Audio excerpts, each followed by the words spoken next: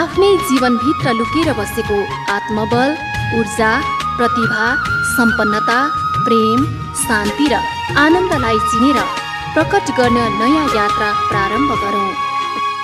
जीवन विज्ञान, जीवन विज्ञान। आजको समग्र शिक्षा प्रतिस्पर्धामा आधारित छ। हामी कसैलाई जित्न चाहन्छौँ, कसैसँग प्रतिस्पर्धा गर्न चाहन्छौँ। एउटा कक्षामा 20 जना विद्यार्थी पढ्छन् र ती 20 जना विद्यार्थी सबैले एकले अर्कालाई जित्न चाहन्छन्। अब यी 20 जनामा एउटाले जित्यो, 19 जना हारे। जित्ने 1 जना भयो, हार्ने 19 जना भए। यिनको हामीले ठिकसँग हिसाब राख्ने हो भने कालान्तरमा 20 वर्ष, 30 वर्ष, 50 वर्षपछि वास्तवमा जित्नेले जित्यो कि हार्नेले जित्यो भन्न बडो गाह्रो हुन्छ। किनभने प्रतिस्पर्धाको माध्यमबाट दिइएको शिक्षामा कसैले पनि जित्दैन। जित्नेले पनि जित्दैन र हार्नेले जित्ने त कुरै छैन। न जित्ने व्यक्तिले जीवनलाई बुझ्दछ र जीवनमा आफ्नो प्रतिभाको विकास गर्न सक्दछ र न हार्ने व्यक्तिले नै प्रतिभाको विकास गर्न सक्दछ। केवल शिक्षामा मात्रै होइन। म व्यवसाय गर्दैछु, व्यापार गर्दैछु, म प्रतिस्पर्धा कसरी गर्ने भनेर सोच्छु। म राजनीति गर्दैछु, प्रतिस्पर्धा कसरी गर्ने, अरूभन्दा राम्रो कसरी गर्ने त्यो कुरा सोच्दछु। अरूलाई कसरी हराउने त्यो कुरा सोच्दछु। कर्मचारीहरूले त्यही कुरा सोच्छन्। त पुरै मनुष्य जाति एकअर्कालाई हराउनमा तल्लिन्छ। यो धेरै ठुलो मनोरोग हो। प्रतिस्पर्धा त्यतिखेर गरिन्छ जब वस्तुहरू र आफूलाई चाहिएका सामग्रीहरू बडो सीमित हुन्छन्। एउटा मात्रै पद छ, त्यसका लागि प्रतिस्पर्धा हुन सक्छ। तर के जीवन प्रतिस्पर्धामा आधारित हुन सक्छ? प्रतिस्पर्धामा आधारित, कम्पिटिसनमा आधारित सोच भयो भने जहिलेसुकै मेरो ध्यान अरूतिर जान्छ। अर्कोले के गरेको छ, अर्काको जीवनशैली कस्तो छ, उसको नीति कस्तो छ, रणनीति कस्तो छ, त्यतातिर हेर्छु र यसले कालान्तरमा मतिर फर्किने चेतनालाई पुरै बन्द गरिदिन्छ। प्रतिस्पर्धामा व्यक्ति परमुखी हुन्छ, अदर ओरिएन्टेड हुन्छ। प्रतिस्पर्धामा व्यक्ति आत्ममुखी अथवा सेल्फ ओरिएन्टेड हुनै सक्दैन। प्रतिस्पर्धामा जाने व्यक्तिले कहिले पनि आफ्नो प्रतिभाको विकास गर्न सक्दैन। त्यसकारणले गर्ने के त? तपाईले सोध्नु होला के हामी हाम्रा विद्यार्थीहरूलाई प्रतिस्पर्धामा भाग लिन नलगाउने?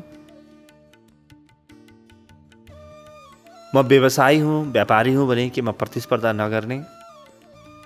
भन्न के खोजिएको भने प्रतिस्पर्धामा ध्यान नदिने, प्रतिस्पर्धात्मक क्षमता बढाउनमा ध्यान दिने, कम्पिटिसनमा ध्यान नदिने, कम्पिटिटिभ एबिलिटी बढाउनमा ध्यान दिने। प्रतिस्पर्धाको बहानामा मात्रै आफ्नो क्षमता बढाउँछु भन्ने मान्छेले कहिले पनि आफ्नो क्षमतालाई बढाउन सक्दैन, आफ्नो क्षमताको पहिचान पनि गर्न सक्दैन। हाम्रो सोच जहिलेसुकै मेरो क्षमता कति छ, मेरो क्षमताको अभिवृद्धि कसरी गर्न सक्छु, यो हुनुपर्छ। प्रतिस्पर्धामा पनि हुन्छ के त म मेरो प्रतिस्पर्धी, मेरो विपक्षीलाई हेरेर मेरो क्षमता बढाउँछु। क्षमता जति बढाउँछु त्यति बराबरको फाइदा प्रतिस्पर्धाले पनि दिन्छ। तर बिस्तारै म उसैको कुरा सिक्न थाल्छु, प्रतिस्पर्धी जस्तै बन्न थाल्छु। मेरो आफ्नो चेतना मर्छ, मेरो आफ्नो निजता, इन्डिभिजुअलिटी मर्छ। म मर्छु, मेरो आत्मा मर्छ, र अरूको आत्मा ममा प्रवेश गर्छ, अरूको सोच ममा प्रवेश गर्छ। त्यसकारणले प्रतिस्पर्धा हत्यारा हो। प्रतिस्पर्धाले मनुष्य समुदायलाई कहीँ पनि पुर्याउँदैन। एक त कुनै बाहिरको ग्रहको मान्छेले अथवा कुनै प्राणीले सुन्यो कि पृथ्वीमा रहेका मनुष्यहरू एकअर्कासँगै प्रतिस्पर्धा गर्दा रहेछन्। कोसँग प्रतिस्पर्धा गर्ने त भन्दा एकअर्कासँग प्रतिस्पर्धा गर्दा रहेछन्। उसलाई पनि आश्चर्य लाग्ला कि एकअर्कासँग प्रतिस्पर्धा गर्ने, एकअर्कासँग त सहकार्य गर्नुपर्ने हो। प्रतिस्पर्धा गर्नमै आफ्नो जीवन अहिलेसम्म मनुष्यले खेर फाल्छन् त।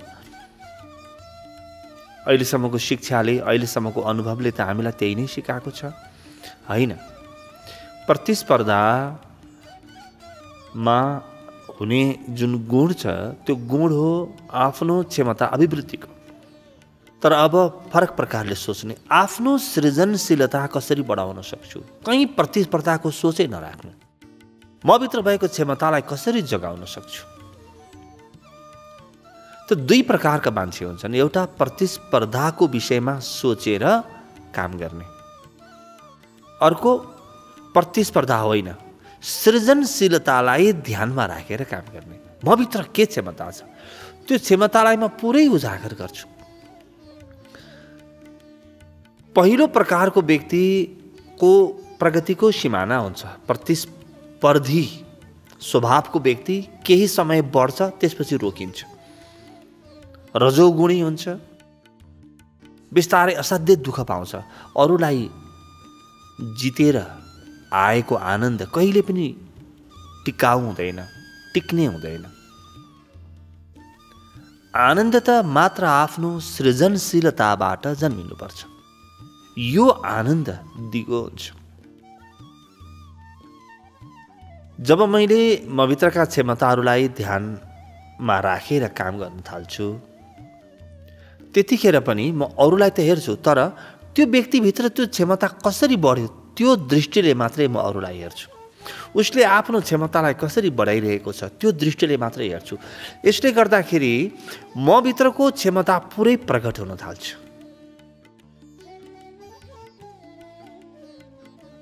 व्यक्ति आफ्नो पुरै क्षमतामा काम गर्यो भने संसारका सबै समस्या समाधान गर्न सक्ने बन्नेछ। हरेक व्यक्ति यसै गरी बनेको हुन्छ।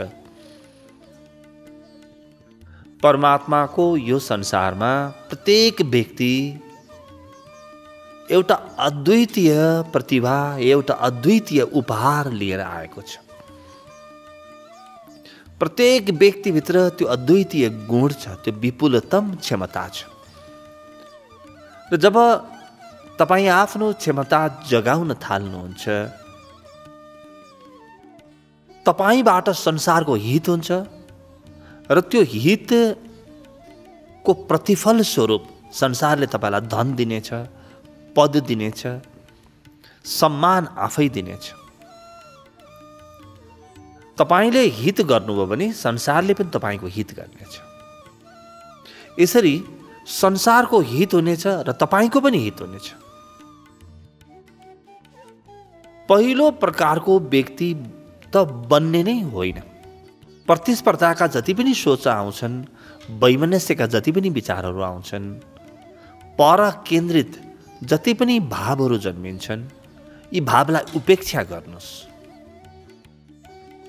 र निरन्तर त्यो सृजनशीलताको, त्यो क्रिएटिभिटीको क्षेत्र पत्ता लगाउनुहोस्, जहाँ तपाईँ सृजनशील हुन सक्नुहुन्छ, जहाँ तपाईँ आफ्ना क्षमतालाई चिनेर आफ्ना क्षमताहरूलाई जगाउन सक्नुहुन्छ। यहाँनिर हामी सबैले के बुझ्नुपर्छ भने यो संसारमा कोही एउटा व्यक्तिले गर्न सकेको काम म पनि गर्न सक्छु। कुनै पनि मनुष्यले गर्न सकेको काम म पनि गर्न सक्छु। मनुष्यले आफूलाई तन्कायो भने, आफूमाथि मेहनत गर्यो भने गर्न नसक्ने र बन्न नसक्ने, हुन नसक्ने केही पनि छैन। त्यसकारणले मैले कुन विषयमा प्रगति गर्ने हो, कुन विषयमा काम गर्ने, कुन विषयमा आफ्नो सृजनशीलता बढाउने त्यो विषय बडो रोज्नुपर्छ। प्रतिस्पर्धाको भाव भएको व्यक्तिका लागि रोज्ने फुर्सदै हुँदैन। अर्कोले कोदालोले काम गरेको छ भने उसले कोदालो नै रोज्छ, मसिनले काम गरेको छ भने मसिन नै रोज्छ। आफ्नो प्रतिभातिर त्यो व्यक्तिको ध्यान नै हुँदैन। तर जो सृजनशीलताको आधारमा काम गर्दैछ, क्रिएटिभ फिल्डको आधारमा काम गर्दैछ, उसले निरन्तर आफ्ना सबै क्षमताहरूलाई जगाउन सक्छ। र यी क्षमतामध्ये कुन जगाउने हो, कुन क्षमतामा काम गर्ने, त्यो बडो ध्यानपूर्वक रोज्नुपर्छ। सृजनशीलतामा लागेका व्यक्तिहरू आफ्नो पेसा, आफ्नो व्यवसाय, आफ्नो शिक्षा बिल्कुल स्पष्टताका साथ रोज्दछन्। किनभने यिनीहरूलाई थाहा छ जे पनि काम गरेर कहिले पनि सफल भइँदैन। आफ्नो प्रतिभा जेमा छ, आफ्नो सृजनशीलता जेमा छ, आफ्नो भावना केमा राजी हुन्छ र आफ्ना विचारहरू कुन शिक्षा, कस्तो पेसा, कस्तो व्यवसायसँग मिल्दा जुल्दा छन्, ठिक त्यही रोज्न सिक्नुपर्छ। सृजनशीलताको क्षेत्रमा काम गर्ने व्यक्तिको रोजाइ अत्यन्तै महत्त्वपूर्ण हुन जान्दछ। वास्तवमा यो व्यक्तिले रोज्न जान्दछ। प्रतिस्पर्धामा काम गर्ने व्यक्ति त के रोज्छ र? उसको प्रतिस्पर्धीले जे रोज्यो त्यही रोज्नुपर्ने हुन्छ। त्योभन्दा बाहेक उसले केही पनि गर्न सक्दैन, त्योभन्दा राम्रो पनि गर्न सक्दैन कहिले पनि। किनभने आँखै त्यही हुन्छन्, ध्यान नै त्यही जान्छ। सृजनशीलताको आधारमा जीवन बाँच्ने व्यक्तिको ध्यान सगरमाथाको शिखरमा हुन्छ। किनभने मेरो सृजनशीलताको उचाइ त कसैलाई पनि थाहा छैन, अथाह उचाइ हुन्छ। त्यो उचाइ, मेरो सृजनशीलताको उचाइ मैले थाहा पाएँ र गहिराइलाई मैले अनुभव गरेँ भने त मैले परमात्मालाई छोइहालेँ। परमात्मा जति सृजनशील हुनसक्छ, व्यक्ति त्यति नै हुनसक्छ। परमात्माको संसारमा हेर्नुहोस् त, सगरमाथाको उचाइको कुनै तुलना छैन, समुद्रको गहिराइको पनि कुनै तुलना छैन। मनुष्य तल खसेर रावण पनि बन्न सक्छ, माथि उठेर राम पनि बन्न सक्छ। हेर्नुहोस् त, त्यही मनुष्य खस्न पनि सक्छ र त्यही मनुष्य उठ्न पनि सक्छ। कति सृजनशील होला परमात्मा कि हरेक व्यक्तित्वलाई पूर्णता दिन्छ। रावणको व्यक्तित्वलाई रावण जस्तै बन्ने सारा व्यवस्था मिलाइदिन्छ।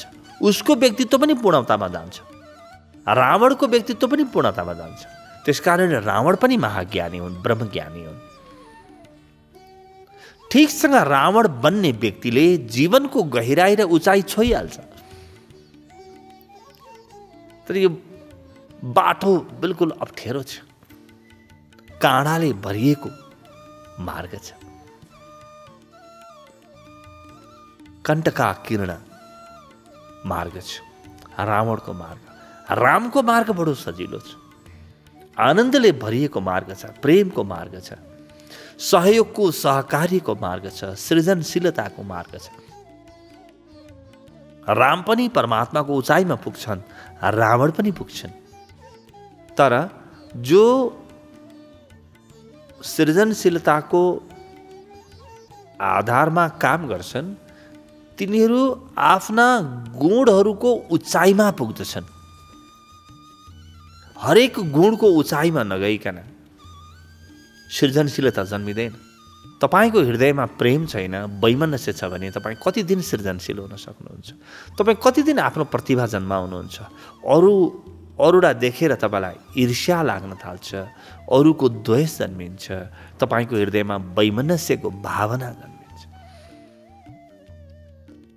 अब बिना प्रेम तपाईँ सृजनशील कसरी हुनुहुन्छ? सृजनशीलताको बाटो हिँड्ने व्यक्ति अवश्य ध्यानमा पुग्नेछ। कुनै न कुनै दिन उसको जीवनमा ध्यानको घन्टी बज्नेछ। किनभने ध्यानको गहिराइमा बल्ल सृजनशीलताको पर्दा खुल्छ। आफ्नो सृजनात्मक क्षमता ध्यानको गहिराईमा बल्ल थाहा हुन्छ। त्यसकारणले अलि अब्बल दर्जाका कलाकारहरूले अनिवार्यतः ध्यान सिक्छन्। अनिवार्यतः आफ्नो गहिराईमा नगइकन सृजनशीलता कसरी जन्मिन्छ, प्रतिभा कसरी जन्मिन्छ? आफ्नो गहिराईमा पुग्नका लागि त ध्यान चाहिएको हो। ध्यान व्यक्तिको गहिराईसम्म पुग्ने गुफा हो। त्यो ध्यानको माध्यमबाट तपाईँ आफूलाई खोतल्दै आफूभित्र भएको प्रतिभा, आफूभित्र रहेका गुणहरू, आफूभित्र रहेको सृजनशीलता, आफूभित्र भएका क्षमताहरू सबलाई स्पर्श गर्न थाल्नुहुन्छ, छुन थाल्नुहुन्छ र त्यहाँबाट तपाईँको सृजनात्मक क्षमता प्रकट हुन्छ, अभिव्यक्त हुन्छ। ध्यानले तपाईँको सृजनशीलतालाई सतहमा ल्याउँछ, अरूका लागि काम लाग्ने बनाइदिन्छ। बिना ध्यान तपाईँको सृजनशीलता सुसुप्त अवस्थामा हुन्छ। तपाईँका गुणहरू कहीँ भित्र लुकेर बसेका हुन्छन्। ध्यानले ती सबैलाई उजागर गरिदिन्छ। अरूका अगाडि कुनै पनि गुण पेश गर्नुभन्दा पहिले, अरूलाई चिनाउनुभन्दा पहिले आफूले चिन्नुपर्छ। ध्यानले तपाईँलाई तपाईँभित्र रहेका सबै सद्गुणहरू चिनाइदिनेछ, दुर्गुण पनि चिनाइदिनेछ। एकपटक चिनेपछि तपाईँ त्यो बाटो नहिँड्नुहोस् न। तपाईँलाई थाहा छ कि यो बाटो बिरालो छ, जोखिम छ, त दुर्गुणको बाटो नहिँड्ने स्वतन्त्रता तपाईँसँग छ। र सद्गुणको बाटो तपाईँले देख्नुहुन्छ कि यो त आहा बरु फुलले भरिएको, बिल्कुल पशुपन्छीको आवाज, झरना, हरियाली र बडो शीतलताले भरिएको मार्ग हुन्छ सद्गुणको मार्ग। त तपाईँ सद्गुणको मार्गबाट नै सृजनशीलतामा पुग्नुहुन्छ र तपाईँले अन्ततोगत्वा आफूलाई हित गर्नुहुन्छ। सृजनशीलतामा जाने व्यक्ति ध्यानमा पुग्छ र कुनै दिन समाधिको गहिराई छुन्छ। प्रतिस्पर्धामा जाने व्यक्ति जीवनका दुर्गुणहरूलाई छुन थाल्छ, बिस्तारै गलत बाटो अपनाउन थाल्छ, उसका साधनहरू बिल्कुल गलत हुन थाल्छन्। ऊ चाहिँ अरू कसैले इँटा हान्यो भने ढुङ्गाले उत्तर दिनुपर्छ भन्ने प्रकारको हुन्छ। आफ्नो क्षमता हेर्दै हेर्दैन, बस इँटा कसैले हान्यो भने ढुङ्गा कसैले हान्यो भने छुरी होला, बस बाहिर हेरेर जीवन बाँच्छ। आफ्नो गहिराई कहिल्यै पनि छुन सक्दैन। तर सृजनशीलताको ध्यानको बाटो हिँड्ने व्यक्ति आफ्नो गहिराईमा पुग्नेछ र त्यो गहिराईबाट जे गरे पनि सफल भइन्छ। त्यहाँबाट तपाईँ कविता लेख्नुहोस्, त्यहाँबाट तपाईँ साहित्य सृजना गर्नुहोस्, त्यहाँबाट तपाईँ खेल्नुहोस्, त्यहाँबाट तपाईँ नयाँ विचार जन्माउनुहोस्, नयाँ व्यवसाय गर्नुहोस्, नयाँ कर्म, नयाँ शिक्षा, अर्को पेसा, अर्को व्यवसाय, तपाईँ जे पनि गर्नुहुन्छ त्यसमा परमात्माको छाप हुनेछ। किनभने त्यो तपाईँको अन्तस्थलबाट उठेर आएको कर्म हो। यो तपाईँको सृजनशील कर्म हो। त्यसकारणले सृजनशीलताको बाटो रोज्ने, प्रतिस्पर्धाको बाटो कुनै पनि हालतमा नरोज्ने। तत्कालका लागि हित हुन्छ भने पनि छोडिदिने, किनभने गलत आदत बस्छ, गलत बानी बस्छ। दीर्घकालमा न तपाईँको न अरूको हित हुन्छ। सृजनशीलताको बाटोबाट तपाईँको त हित हुन्छ, सारा मनुष्यताको पनि हित हुन्छ। तपाईँको नृत्यमा मनुष्य पनि, पुरै मनुष्यता पनि रासरङ्ग मनाउन सक्छ। तपाईँसँगै पुरै मनुष्यता नाच्न सक्छ। तर प्रतिस्पर्धाको बाटो हिँड्नुभयो भने तपाईँ हाँस्दा मनुष्य रुनेछन्, तपाईँ रुँदाखेरि मनुष्यहरू हाँस्नेछन्। त्यसकारणले निरन्तर सृजनशीलता, प्रतिभा, क्षमतातिर ध्यान पुर्याउने।